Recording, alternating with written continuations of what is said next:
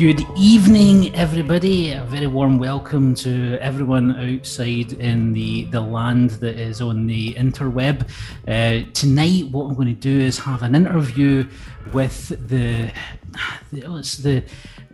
trio, as you are now, Eromnim3. So, Belsill, as you know, is the home to bands like Soup Dragons, BMX Bandits, Teenage Fan Club, but it's also the home to Eromnim3. And I think what we'll just do to kind of start off is I'm just going to ask the three of you if you could kind of give us a wee bit of an introduction to who you are, each and your kind of what you contribute to the band. So who wants to start off? I'll go first. Go for it, Frank. Right, I'm Frank McDade. I'm the bass player. Play a bit of keyboards, guitars, sound programming, and on this particular album, all the mixing and mastering as well, because nobody else could come into the studio. Over to you, John. John, originally played drums, but also do a bit of guitar, keyboards, programming, mixing, not in this album, commenting on the mixing in this album, and then give comments back to Frank to do all the hard work. Stuart. I'm Stuart McDonald, and I class myself as a failed keyboard player. And on this particular album, I ended up giving a lot of moral support, a lot of listening, and a lot of what I call Stuart's notes, which is really just me writing notes on a piece of paper and holding them up and saying, more guitar please, more wah-wah please, or take the drums down at this certain section. So I've been given moral support on this album due to lockdown. And Stuart, you don't hail from the lovable town of Belsill. You come from a slightly different location. Yeah, you can probably tell from the accent. I'm a Fifer born and bred. The Kingdom of Fife. The Kingdom of Fife, where you need a passport to cross over the bridge. Lovely bridge it is too. So it's a beautiful bridge. It's a great bridge. Yeah. So like the original incarnation, back in sort of that from the time that I've known you was as a duo. My association with you is that for anybody who's watching this and spots the sort of the familiar look, is I'm actually John's cousin. You can tell with we have a kind of cousin beard, which I have to say that John has copied me. I copied up, or at least I managed to get the sort of the hair pattern. I caught up with him as age goes into it, but as we lost hair up here, we decided to grow it here just to try and keep part of our face warm.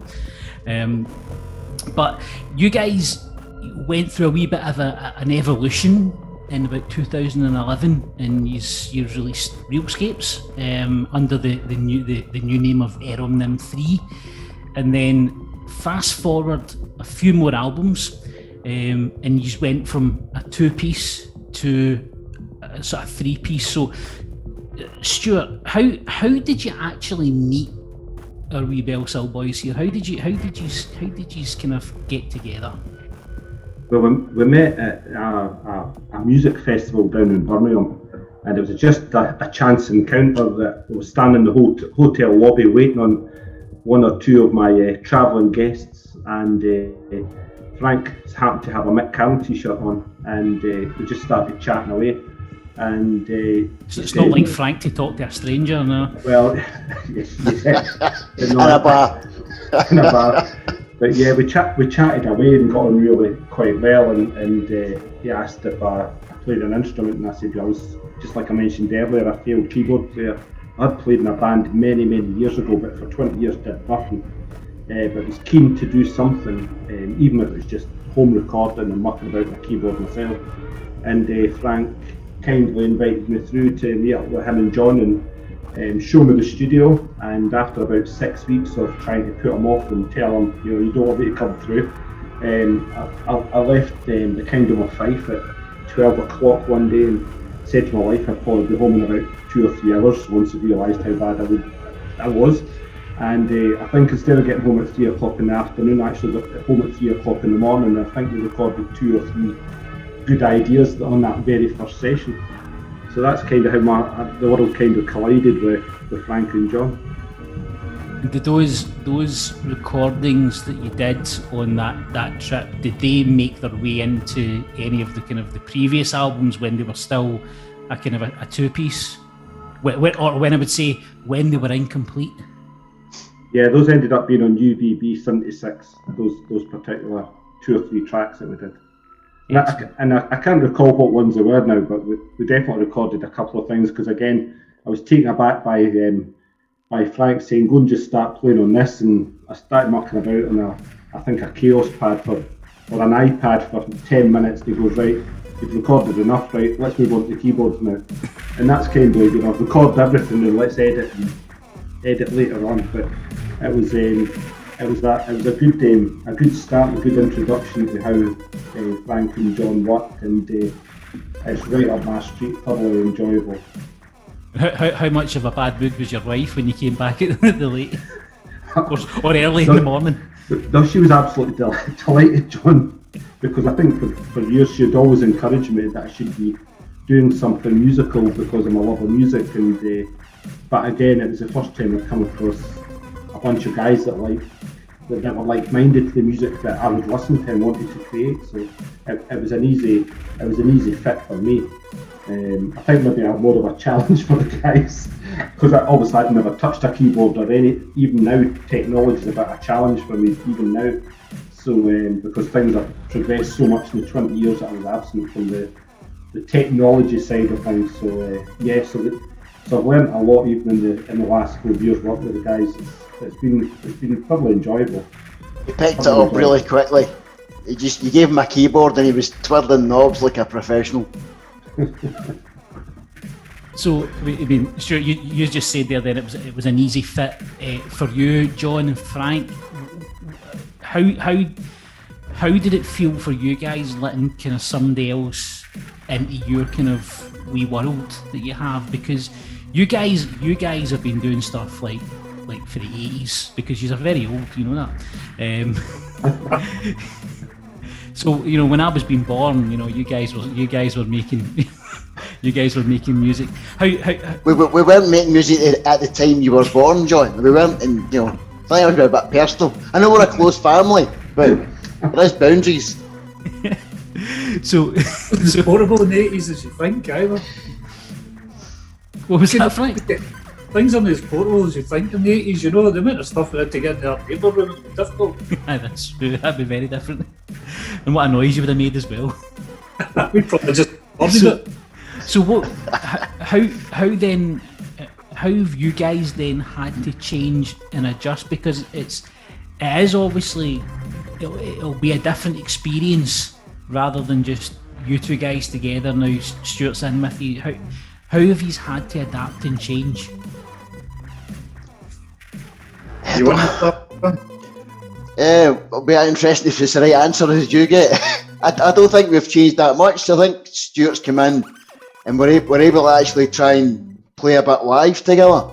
So we have a set of sounds and let's go, okay, let's play along here. Or the fact we'll have a beat going or a rhythm going, and Stuart will go to the keyboard and mess about with some sounds, and he's like, oh, but that's spot on. That fits really well, and it comes up with a few really good lines that you think neither myself or Frank are keyboard players. We can take a libraries a bit and pretend to play, but Stuart can put some chords together, and he plays stuff that we would just never have thought of. So do you think then, Stuart's addition then to you guys definitely then is taking you in a different direction to where he's basically were travelling for like the previous 8 years in a sense? Well, there's probably a couple of answers to this one. I mean, the stuff we're doing, if anything, Stuart has given us more confidence to indulge in longer, more ambient pieces.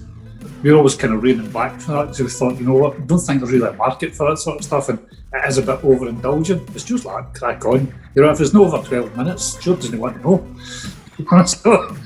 so it's kind of like, it's really kind of really getting into the long atmosphere, and you'll find that in UVB 76, you know what I mean? We did one piece on the Real Escapes album, which we're remastering just now, and because it was so long, we split into 2 parts. Stuart wouldn't allow us to do that. He'd be like, you get that full version onto that album. So there's kind of like, there's that part of it, but also, I mean, as John was saying there, having like somebody else. I mean, I'm a bass player, John's a drummer. We're both learning keyboards over the years, and I play guitars as well. So it's almost a case like having another pair of hands in the studio really helps, especially if we're going to try and do something ambient and live. What we've done is adjusted the studio to give us more inputs into our recording interface. So we got 3 mixers spread around the studio, and basically we end up having a mixer each. So they could be all 3 playing keyboards if we wanted to. We have John on his V drums and me playing bass and Stuart on keyboards. Or, you know, Stuart has been known to even pick up the bass as well. So, you know, it's good to like kind of different flavour and different approaches to things, you know. We've done a lot of tracks. The other thing that Stuart coming on board has kind of pushed us to actually finish stuff and actually get it out there. I mean, we've got hard drives full of stuff that we've done nothing with. I mean, probably from about 2000 through to 2011, we did about 2 projects. In fact, one again, which we just recently remastered and is getting reissued shortly for the Arab Spring. So, you know, it's pushed us to actually get stuff finished and get it out to an audience, you know, and the band camp and all that sort of stuff. So it's definitely positive all the way with Stuart, you know, and then we have missed it quite a bit, you know, being able to get together again, you know, and having to do that remotely. We're absolutely champing at the bit to get back together and get in the studio together, you know.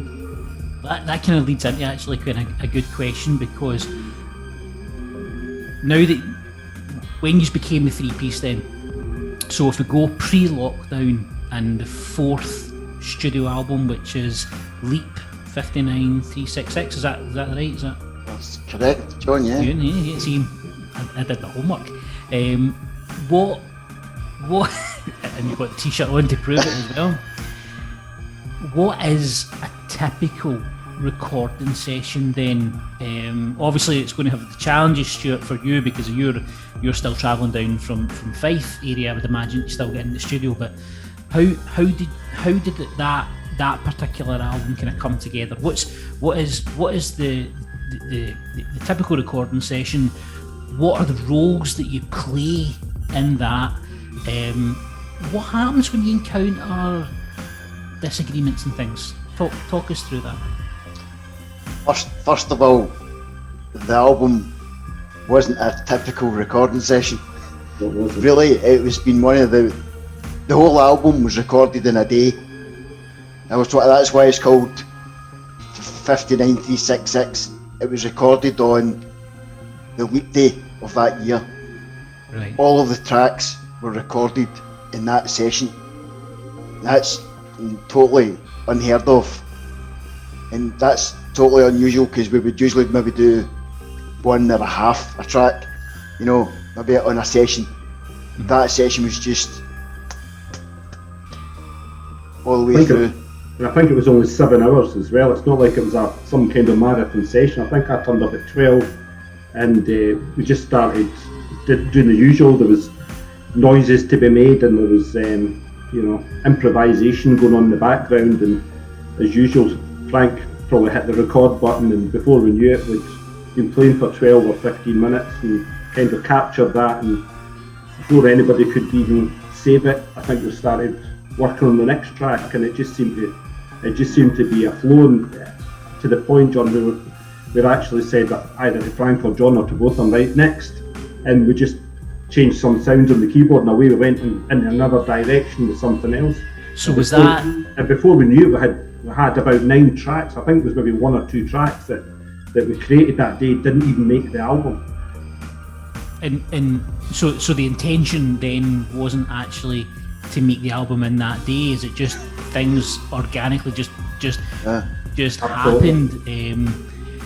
do you think then, though, that was quite kind of instrumental, like that, a wee musical term, instrumental in kind of cementing these then together as a three-piece because it just worked so naturally?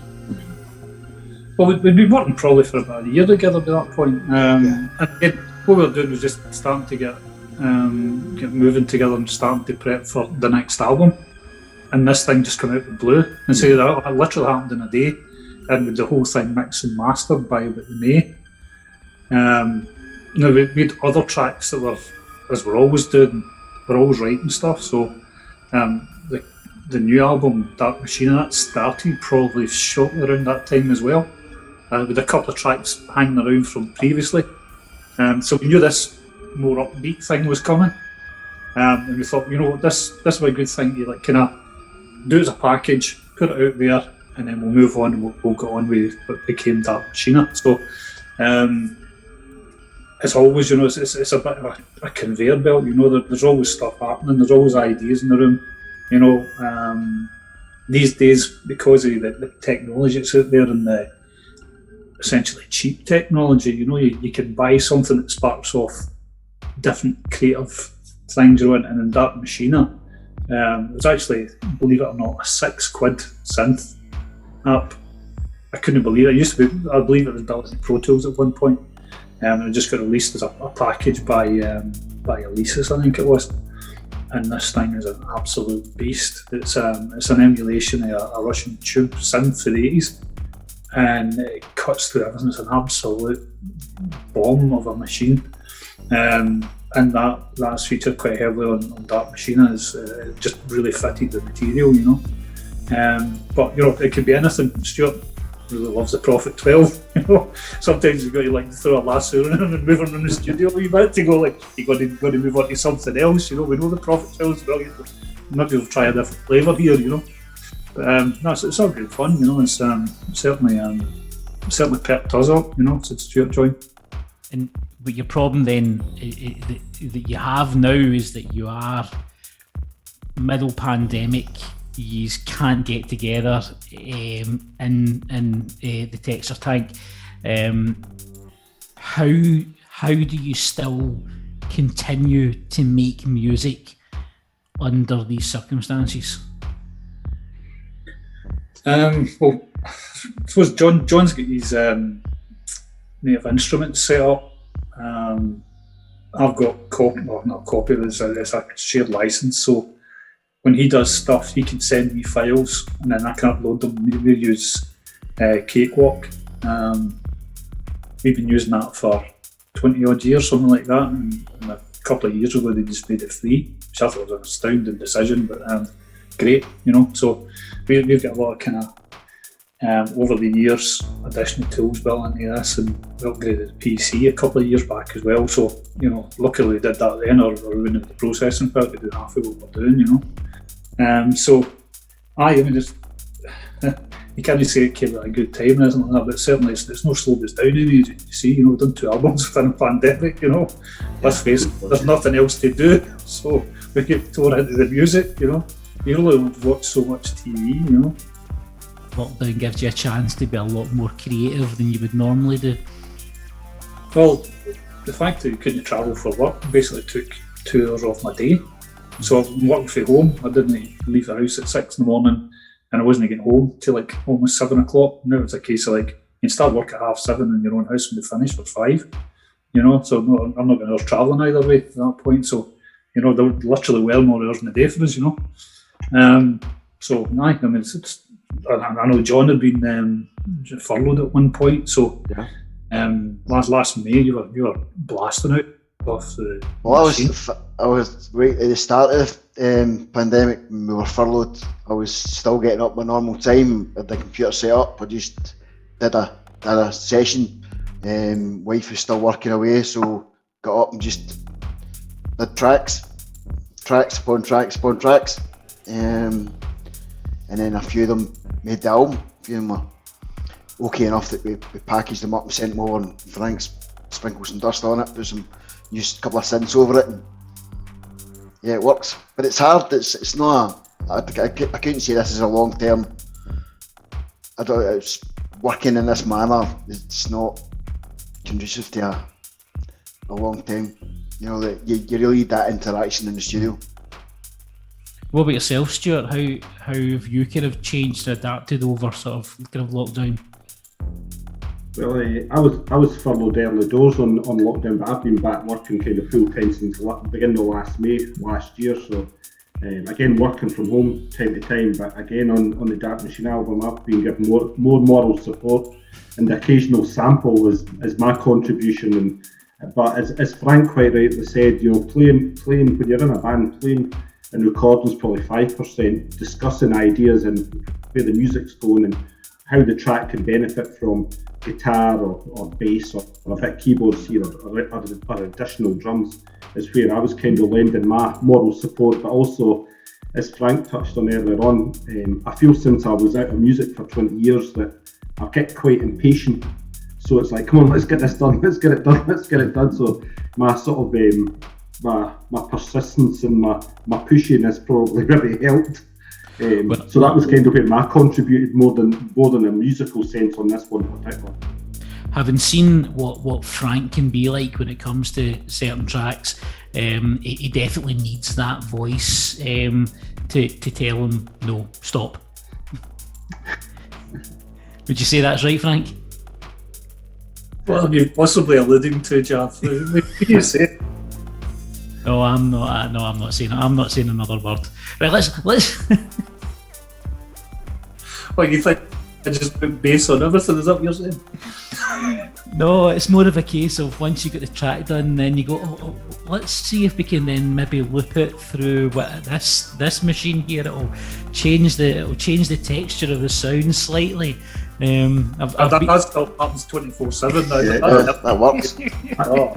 John, I can assure you, I woke up many a time going to my work at 6 in the morning, and there's been 4 or 5 new tracks uploaded to Google Drive that Frank's been working until 4 in the morning, and I listen to them in the car. I try and get them on as soon as he's done them, and give him the feedback on, right, this was good, or I liked that, or this was really good, or if we did this, that might work out well. But I think the other thing we did quite a lot is we did quite a few listening parties where the three of us just got together and we just kind of talked through the tracks and said, right, what is it, a red, is it an amber, is it a green, what we're going to do on that particular track, is that a maybe or is it a definite no for this album, and we did quite a lot of that as well, just in order to keep that momentum kind of turning over as well. We thought that was really important. Yeah, definitely. Let's go for the new album. Let's talk about the new album then. So released last Friday. Friday. Yeah. So we've had a week of DarkMaschina being in the kind of public forums. So the 13 new tracks available on Bandcamp. But the first obvious question, the name. What is the name about? What do you think the name's about, John?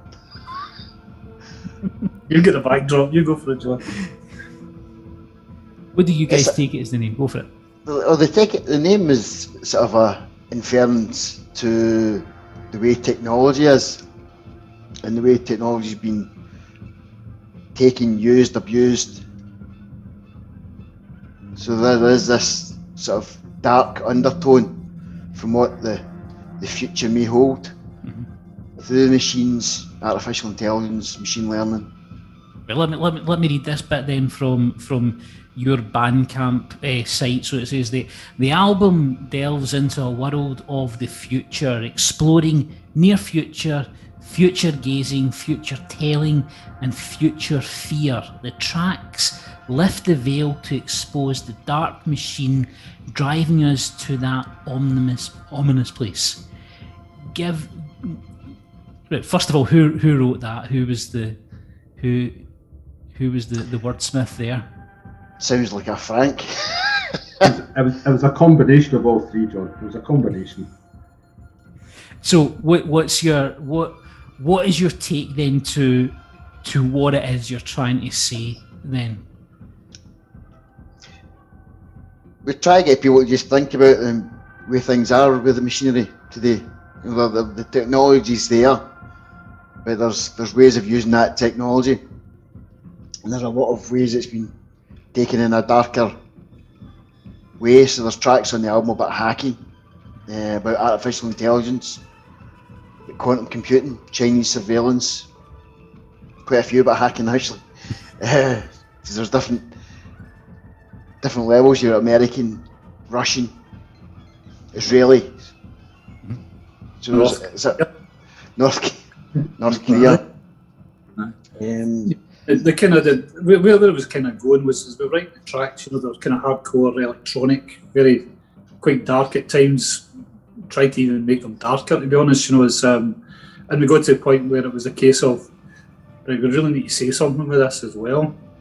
And basically we started doing research for samples and what fitted what particular tracks, but kept getting dragged back to the same kind of issues, you know, like kind of, you know, the internet was supposed to be like a freedom for everybody in the 90s. When it first came out, people actually started to become aware of it. You know, it was a great communications tool, and we're also using it now, but nobody really knew how the governments were going to take it over, start to use it for their own ends, to use it for surveillance purposes, and, you know, all of that stuff. So some of the stuff we're kind of vaguely aware of and trying to bring it to other people's attention, but other stuff I was absolutely gobsmacked about what was going on now, you know, and I thought, well, this really needs to be, you know, perhaps more widely known, you know, and to try and like serve up to people in a different context. And then there was just one particular lecture that I watched that was just kind of like, this guy is absolutely mental. You know, that he's absolutely crazy. So that's the one that's called what's it called? The Führer. Digital Führer. Aye, and it's just first track in the album. It's just and the guy's a real technological zealot, and you just can't believe it. But these guys are working in that industry, you know, in research. You know, there's no brakes on these guys. They'll just run away with the ball as long as somebody sees a profit in it. They'll go there, you know. Did the concept of what the album was going to be about, was that there when you started to lay down tracks, or did that come afterwards? It came afterwards. We'd as Frank was saying, we've been recording, you know, we do stuff most weeks. And we were in pulling them together as a sort of a grouping. I mean, we knew we wanted a harder album. We wanted a sort of a, you know, 9 Inch Nails, Front 242, Rammstein type, that. But it's not like that. It's got some vein of that, but it's not sort of Rammstein-y. But for us, it's a darker, harder album, you know, compared to the other stuff we're doing. This is much harder.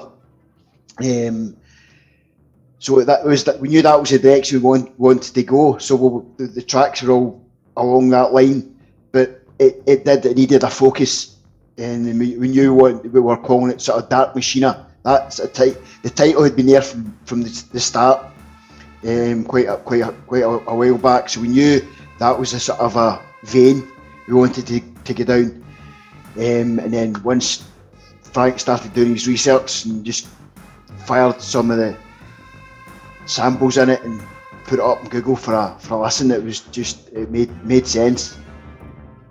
From the initial sort of addition of the samples, there was not a lot of changes to it. You know, Frank spent a lot of time getting it fitting and right, and it just worked.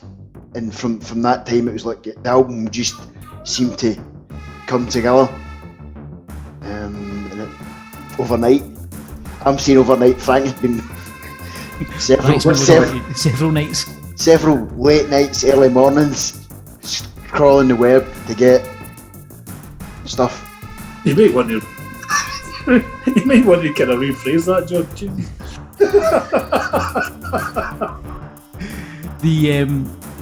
There is definitely a different, I feel quite a different sound to this album than there was to the last album. I definitely feel that it's darker. I definitely think there's a kind of there's an edge kind of to it. But I don't know if that, for me, I don't know if that really comes. it comes from the particular sounds and things that I think that you're using. So what is different? What, I suppose, maybe technology, apps, instruments that you're using, what's different in this album compared to the last one? I kind of touched on earlier, Jeff. Actually, I mean the synths and stuff like that we've been using over the years. Yeah, I mean they're great, but you know we're always looking for something new. So I can't even remember the name of the Vacuum Pro or something. I think was the name of the synth I was talking about. This kind of Russian emulation. And you know, if there's a gap in there and you're looking for something hard, this is definitely the place to go, you know. So that appeared quite a lot. In fact, when Stuart was saying that he was getting some of these mixes early in the morning, he's like, "Is that the same track we talked about last night?" You know, I just found a sound there and I went with it, and it's got a lovely kind of sequencer arpeggiator built in it as well. Simple to use but really effective, and it just, there you go, it was straight on and off we went, you know. So there's that, and obviously so touched on the native instruments, Machina, which John's platform he's been working on. So they kind of started with quite a hard electronic edge to kick off with. Sometimes, you know, they say having the threes together in the room, sometimes it's better of an idea to start with and then build on it. So we've had to work in a slightly different way there than we normally do. But no, I found it enjoyable, you know, and so it's better to sit and watch it at telly. Enjoyable, but I would say before we maybe put the samples over it, it became quite hard to sort of to do it. You know, it's the previous albums were easy to record. Oh, that's brilliant. John's broken down. Was that? Well, I think Frank's broken down. That's just Matt. Frankie's stuck here, I think. Yeah, I thought it was something I was saying about the album. You're back, Frankie's back. Is Frank back? You were away that there. was so funny. It was like bedroom. Oh. I forgot what I was saying. What was I saying then? I found this album quite hard to because the previous album you were in there, we did it all, and it was quite an easy one. Whereas this one, it was structured a bit more. It was there was a lot into it, and it was a lot more tweaking rather than playing. And it wasn't until Frankie sort of put the vocal samples on it that actually pulled together, and you went, no, this is going to work. And I think if you compare it to Leap just flowed, that just seemed to be a flow that particular day. I think we're to work harder on structure on this particular album, because that isn't how, even in the 4 years I've been working with the guys, Jeff, it's you know, we tend to be quite free flowing when we write and record. And I think this was definitely the tracks were definitely more structured than what we've done for a long time. So again, I think you've got to work harder to get that structure. And I think what John was alluding to as well there is that, you know, when Frank got put those samples in place, it just made a whole lot of sense. You know, and it's like Frank touched on before. We'd have a listening party and we'd sit and listen to what had been getting made and being written and being produced, and then I'd get up, as I say, at 6 the next morning, and I would listen to a track and think that was something that Frank had done overnight on a brand new track, and it wasn't. It was just, it had been changed so much and added to and structured, and it was refreshing in a lot of ways. Well, on that idea then of it being kind of refreshing, have you learned lessons from doing it this way? I mean, I know you probably won't want to make an album in the same manner in lockdown. You just want to be in the studio. But is there's lessons that you have learned from doing DarkMaschina that you would still use for future projects? To be honest, actually, it reminds us of stuff we used to do way back, like late 80s, early 90s, when John had his, still got it there, his 626 drum machine. And we had to actually program stuff in before it started, you know. We were on a 4-track, way back in those days, so there was a bit of kind of flashbacks for me in that respect. But there's touched on using Sonar with Cakewalk. They've got a brilliant tool in there for helping restructure things. You can actually basically the arranger. The 8 sections, and then Stuart found that. I found that, The techno head. Or the guy with no technical knowledge in music whatsoever. Yeah, the Ranger tool. And 10 years ago, that would have taken us probably 2 or 3 days to restructure a track. You can now literally do it in a minute. Yeah. And you try different arrangements, go that works, that doesn't work, try that again, try and move that about. And it's just so much easier to do, you know. Honestly, I mean, an upgrading the PC made all that a hell of a lot easier as well to master. The last two albums have been actually a pleasure to master. Before it was quite difficult, the processing power it took to use some of the inbuilt plugins and stuff like that. You had to go through a lot more processes. The guys needed a mix tweak. I was ready to shoot myself because I managed to three and then start again and then write another track and write another track and then tweak it again. And it would literally take us, you know, months to finish an album because it took so long to go through the processes. But now you can run everything in parallel now, and a tweak is a tweak, and it's fine, you know. So that's probably saved quite a lot of arguments. Yeah, it doesn't help when I say I just want you to take that bass drum out, just that one bass drum. Or I'll say to Frank, I need you to add one cymbal that's to be every 30-second bar. Every 30-second bar. Just one cymbal. I just want to hear that cymbal. I wasn't this album, that was the previous album. Well, that was 5 minutes 32 the back end of one track. Are you kidding me? Made all the difference. Aye. One cymbal does it can change the entire direction that a song is going in. Yeah. So this is my chance to have a wee bit of a personal attack then at John. So John, I waited so long. I'm still using the oil. Yeah. the oils work, which I am as well. It was highly recommended to me just to give it a bit of shit. See, I've got an unfortunate thing that when my beard grows, it grows sideways. It kind of it looks like my head's kind of getting moved by the wind. So I need to kind of groom it with oil to kind of keep it in the one direction. But this isn't about me. So John decided to turn his back on family and get rid of his long-time standing film director and dive into making music videos himself. So this wasn't about you. This is my therapy. You'll listen.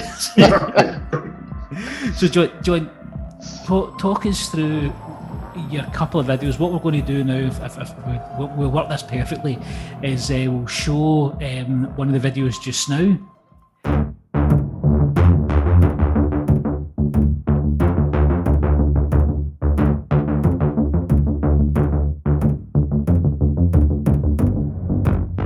The last time something so important has happened was maybe 3.5 billion years ago, when life was invented.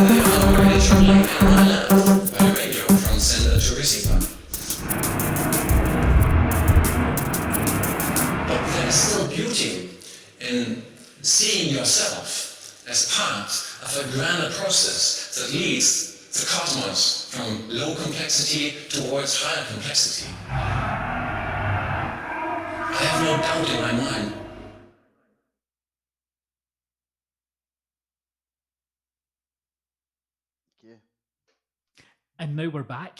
Did you like how we did that? That's called being a director, John. So, John, talk us through kind of just your ideas for the first video that you did, but also Frank and Stuart, if you guys can kind of jump in as well in terms of your thoughts there on seeing what John had kind of put together, and please feel free to be as harsh with him as you feel you need to be. Thanks very much. Yeah, well, the first one that we released, Digital Furor, we'd heard that even from the early start with this sort of a bumping along, and I'm trying to think what we originally was talking about. Somebody who was going through the Alps. Hannibal's Lecter. Hannibal's Lecter was a sort of a, and that was the sort of thing, and then we had sort of images of, marching. Aye. Then when the vocals, the samples come on, the direction it then took was about sort of aliens, sort of self-replicating robots, that sort of those images, those sort of space images and technology images. So just went away and did some research and some images that worked, threw stuff together. You know what it's like, John. Threw stuff together. Into my part of it. No thoughts at all. In there, did then try and find some marching robots, as you do. So found some of that, put that together, and put a couple of, as always, Frank and Stuart with something to say about it. So we gave it out, and they commented what they liked, what they didn't like, tweaked, come back, do it again, tweak, back again. But it did seem to capture the track. The images work really well. I mean, all joking aside, the videos are incredible. I think the videos are great. Really kind of enjoy them. Do you think when making kind of the videos then, because I think they give a very good feel for the album. So I take it from what you're saying then, the actual process of putting the video and the kind of the music video together was just as integrated and just as much as the actual making the album was. Same kind of notes, same sort of input from the three of yous for it.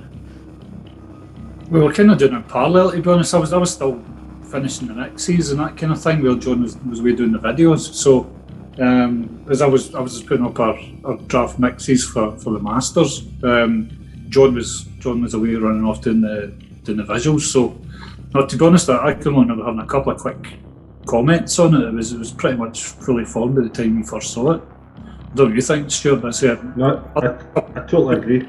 Aye. I totally agree, Frank. I think John did a fantastic job in taking the concept for the album and putting it into film.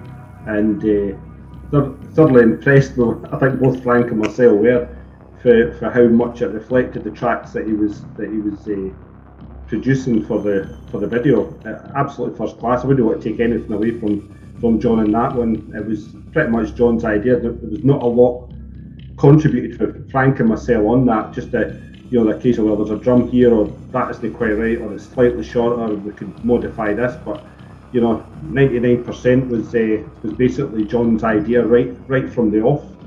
And he really, I think what you said, Jeff, was quite spot on. He really captured the emotion of the album on those two videos for sure. Absolutely. I think it helps that we were chatting about the whole album anyway. So with the chats we had and the listening sort of parties that we had, chatting away about what the album was about and what the tracks were about. And the way that the samples come through, there is a story there. There is a sort of a natural visual, which sometimes for previous instrumental tracks you might not have, and we've not really had that something to try and hold on to. But with this album, the sort of Digital Fury, you've got an image here to tie on to the 8200 track as well. There's something there to hold on to, and there's images that you can then pull together and put a narrative there. So it was actually quite an easy process to do that, because you had all those images that were there because of the samples. And you mentioned 8200 there, so let's watch that video now. 8200.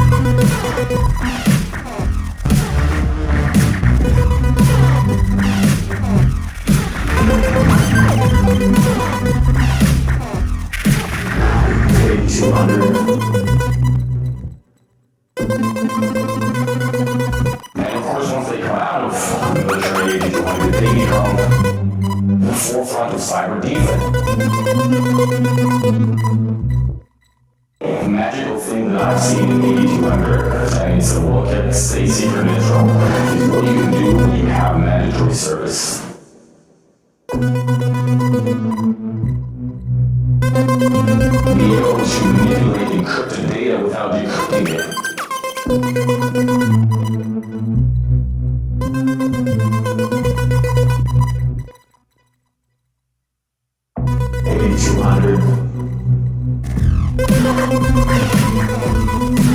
Forefront cyber defense.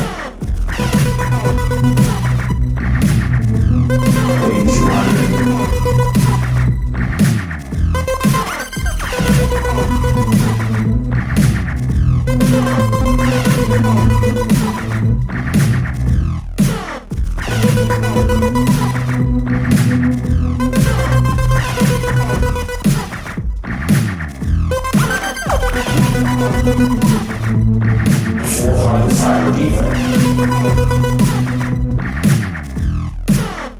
8200.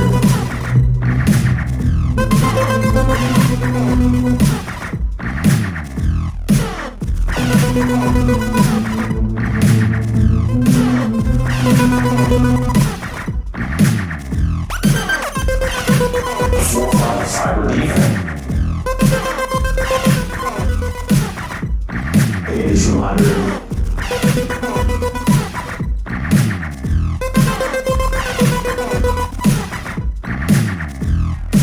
Bangladesh. Increased physical attack here. We think it's enough billions. Alone, just your money. So after $1 billion, they eventually got 80 million.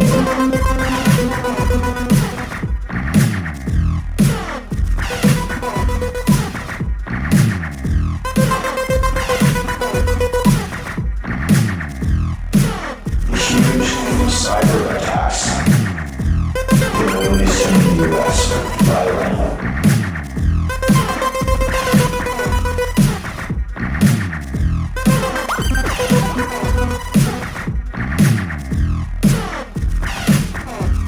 Forefront cyber defense.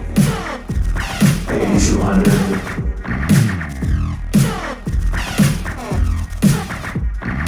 8200.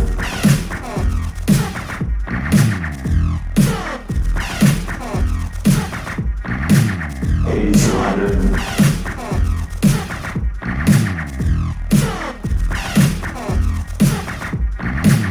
8200.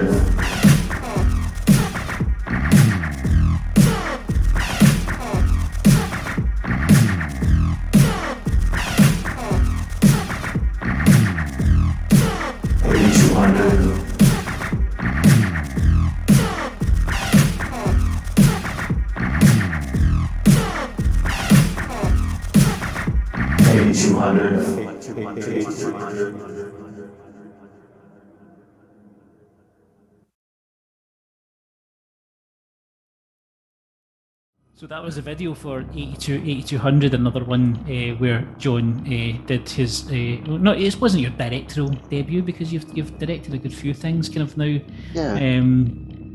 So you've done 2 music videos. Is essentially are you aiming to do any more sort of visuals for DarkMaschina and another kind of single for it, or do you now focus on, because I know you're champing the bit to do something else because you always are, he's going to move on to that. I heard earlier talking about remixing Realscapes, so you're going back to the kind of the origin. What's your thinking behind that? It just annoyed me, that was all. No, we worked through stuff. We didn't really finish the Arab Spring one. We tried to do something with it at the time and just eventually changed it so much. We did probably 4 or 5 tracks. There was going to be an EP, but there was still another couple of tracks hanging around there. So it was always kind of unfinished work for us. So we finished that a couple of weeks ago maybe now. Yep. So we've got our covers and that sort of stuff. John's finishing them off. So that'll be the next thing we do, and then it's 10th anniversary for Realscapes. So again, we can probably just do a wee bit of an update with so it's not really a remix, it's just a remaster really on those. So again, the tools are a bit better, a bit different to be honest. Some of the reverbs we used back then We don't have any more, so I'm having to rebuild some of those. Some convolution reverbs I'm using a lot in those days, so I've got another convolutions VST that I'm going to rebuild some, but it's fine. I've done 6 out of the 8 so far, so we're not far away with that. It's just this kind of things, we're in that mindset. It's probably just quicker to do it, get it finished, and then we can start a clean slate for new stuff. So probably the next 2 weeks that'll all be done, and we'll be ready to work. Hopefully, we can start in. When you had that first album out, it was partially recorded down in Real World. Yep. Is there a notion for yous, obviously pandemic over, to do something similar to that, or was that just a once-off thing? I mean, 60's approaching you guys, so Right. It's a long way away. a long way. So a number, it's only in the mind, Jap, it's only in the mind. Well, I know that because I feel that 100 in my body is responding exactly the same way. I'm not sure we could manage those stairs again when we're 60. Do you want to do something? I mean, do you want to go to a studio like that, or is the future in the kind of the texture tank? Not to put anything, because I love the texture tank. I think it's brilliant. I think what you guys have got there as a facility is quite incredible. And actually, You'll get an invite. Okay, you'll get an invite. well, I'm hoping that after this, once lockdown's there, I'll be able to get the 3 of yous into the studio and do the kind of another night in the texture tank, a second one that we did before, and it'll be, and because we've not done it in the new texture tank, it's not really new now, but for in terms of being on film, it would be new. But is future projects only for the tank, or do you want to go other places to record? Personally, I'm open to going somewhere else, but again, it's a bit like playing live. There's a lot of effort for what you get out of it. I mean, we were down in Real World down the Sunday, and we were back up Tuesday night or something like that. So it wasn't very long, and we still did 12 or 15 tracks recorded in there. The engineer was bits by the time we were finished, and he's like, I can't believe how you guys work. So we've only got 2 days, so it's 7 months to plan that. My plan was big. So I mean, it's one of those kind of things where, in order to make the best of those kind of efforts, and what it costs you, for what that cost is, if you dial it on 10 years, we just got a new interface. So, that's another jump in quality for us, we went to a Motu unit now, so it gives us more options for the kind of stuff that you were slagging me for earlier on, Jeff, it's stuff out the box and sending it around our many and varied outboard processors. So it's what you get out of it, do you then have that somewhere you want to do an acoustic drum kit or acoustic settings, or a bit better type of mics that were there? It's And I think the other thing to bear in mind, if it's a 6-month project to prep for it, we could have 2 albums done in that time. We could. As I say, I feel like I'm playing catch up, and I've lost 20 years. I'm trying to play catch up. We've not got time for that nonsense, Jack. No, joking aside. I mean, we could. He's not joking. I'm not joking. That's pure truth. I'm not joking around there. No, it's funny because if talk about just what's next in the pipeline, but just a couple of years back, we also did a couple of collaborations that's never seen the light of day as well. So we've got a kind of collaborations thought in our mind as well. And then just something that I sent the guys a message on Messenger the other day was, I want cellos and violins in one of the albums. So if you think about it, we might not be able to do that. The texture tag can fool. So.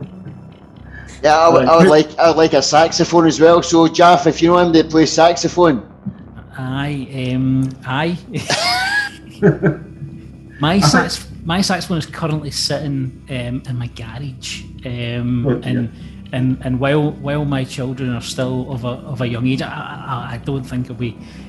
I've not even, I sat and I got my guitar out yesterday, and plug it in, playing away some songs, massively out of practice. Having children definitely seems to kind of get in the way of kind of any kind of musical journey that you want to do. Also, any films that I want to try and make and stuff. Kids just don't seem to work for that. So I'm probably still in a kind of bit of a hiatus just now. I will return to it, but it was enjoyable getting the guitar out and kind of and playing, even if it was only for about 20 odd minutes, just to see if I could actually remember how to play a chord. But it's easy when you're playing heavy metal, because like you only need to play 3 strings at the one time, so it's fine.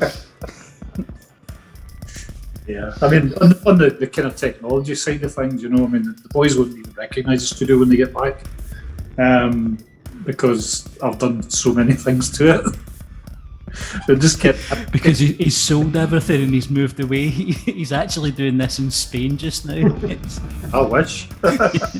It's more the opposite, because we've managed to be able to get to Spain around, but I've been spending my money on gear.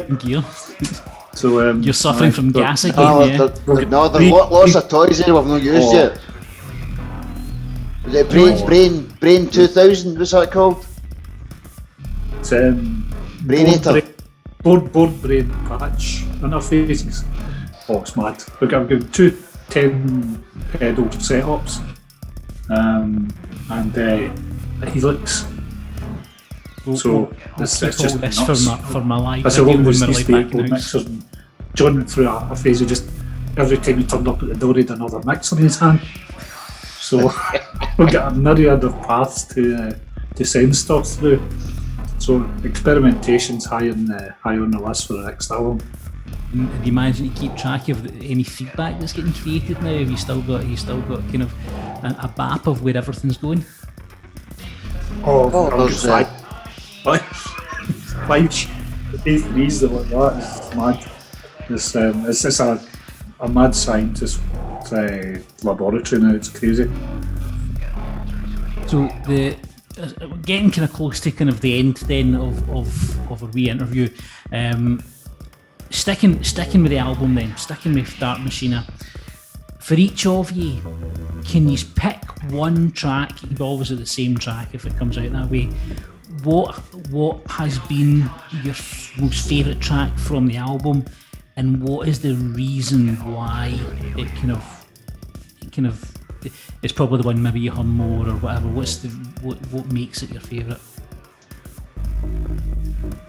That's a hard one, that, because every time you listen to the track, you go, that's the one, I like that, and then another one comes in, you go, oh, I like that. Let's see what's your favourite children. What's your favourite children track? No, I have to say, I like Digital Fury. I think just for the minute I heard it was just like, it was almost like somebody was drilling into my head, and it just couldn't, and it's still there. It's still there. I still feel like somebody's drilling into my head every time I listen to it. And that just spoke volumes we're pulling the concept of what we're trying to do with this album right at the start. That's what we said, we wanted something that was hard-hitting, edgy, 9 Inch Nails type, and it was just booming into my head. So that for me was the track for me, my favourite.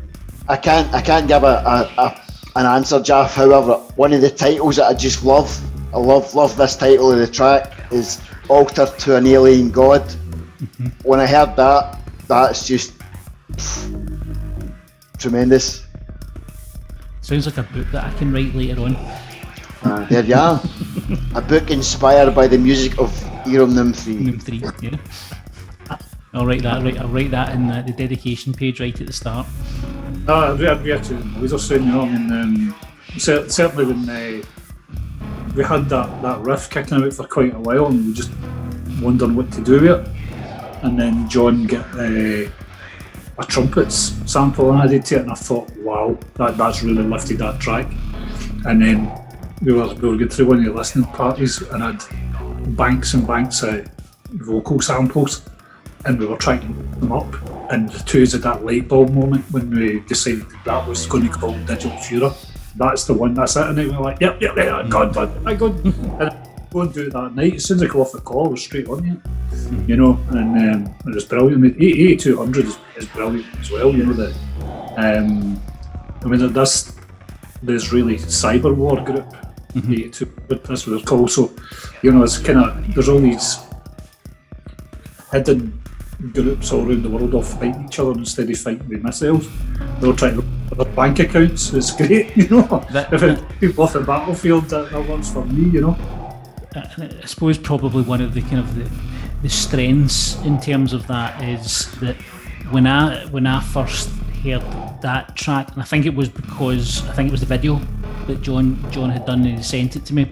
There was a need that I had to find out of what is this all about.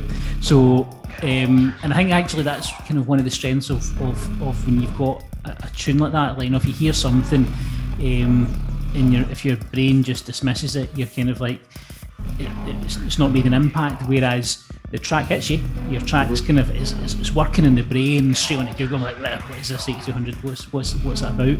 And yeah, I started to read up a little bit about it, and actually even when I was going through just reading it from pages off the internet, it was quite incredible because my brain could make the connection between what I was reading and what I was listening to, and I think that was one of the kind of the great strengths of that track, and I think it's a great strength of the album as well. And I think you've cut a gem with this one. As I'd mentioned before, it's darker, it feels darker, but it's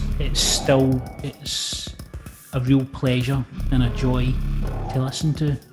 And on that note, for what was only supposed to be a quick 30-minute conversation, I think we've been chatting for about an hour, and I should have known that that's what would happen, because you always talk so passionately about what it is you're doing. And Stuart, it's been an absolute pleasure kind of getting to properly meet you really for the first time as well.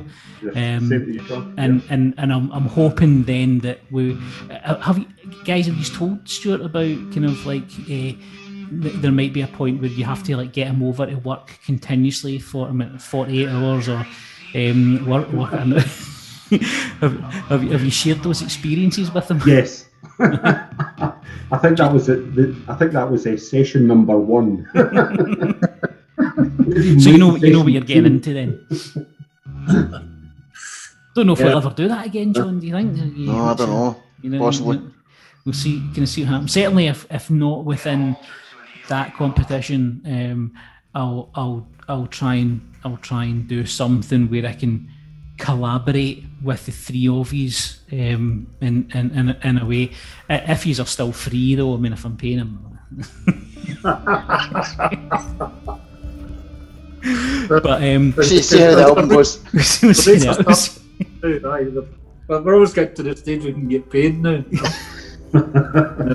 Well, please do, because it's great. The album's brilliant. Available now on Bandcamp. Through the video, we'll put a link on some information on the screen. But tonight, you have been talking to Frank McDade. Give us a wee wave. Thanks very much. John Boyle. And Stuart McDonald. So, my name is John Ferguson. This has been an interview for Rampant Film Production. Good night, God bless, and enjoy yourselves, folks. Listen to the album, listen to Eromnim3, and listen to the latest album, DarkMaschina, out now on Bandcamp.